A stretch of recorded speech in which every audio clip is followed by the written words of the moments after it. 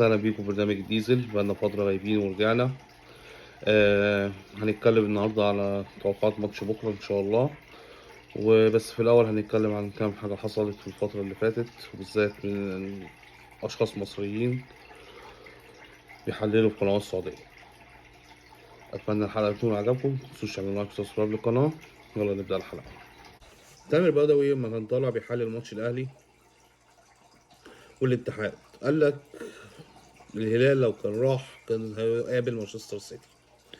يعني بالعربي كده بيقول لك ايه، كان هيغلب الاهلي ويغلب الفريق البرازيلي. طيب احنا لسه ما لعبناش ماتش بكره. تاني حاجه الهلال انت بتتكلم عليه من دقيقتين واربعه، طلع بتتكلم على اساس ايه؟ يعني الناس السعوديه قبل الماتش كانت بتحفل، بعد الماتش اعتذروا وقالوا احنا عرفنا ان الاهلي هو سيد ابطال العالم. انت طالع بتقلب من قيمه الاهلي على اساس ايه؟ انا مش فاهم. وهلال ايه اللي بتتكلم عليه؟ انا عاوز اعرف الهلال معاه كام بطوله قاريه بس.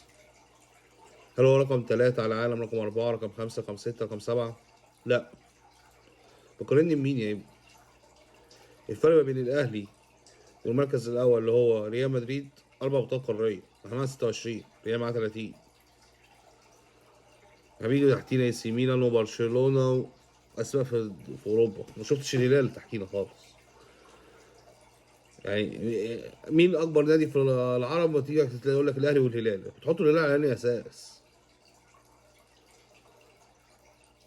يعني ده بالنسبه لتامر بقى، يا ريت بس تعرف تاريخ الهلال وتشوف تاريخ الاتحاد، تشوف تاريخ الكره السعوديه كلها على بعضه. حط الفرق السعوديه كلها على بعض، لو كملوا نص الاهلي يبقى كويس.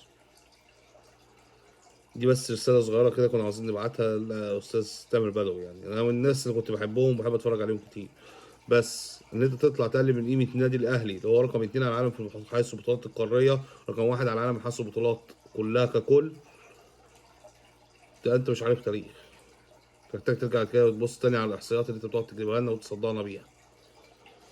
نخش على الماتش بكرة بيننا وبين الفريق البرازيلي فلامينو. نقدر نتفوق عليه بسهولة. فريق معدل أعماره كبير جدا، بيتراوح ما بين 41 ل40. يعني احنا لو ضغطنا عليهم ولعبنا بكرة سريعة هنعرف نغلبهم بسهولة. ما عندهمش 2 خط وسط، مارتينيلي وروديجير أو مش فاكر والله اسمه ايه.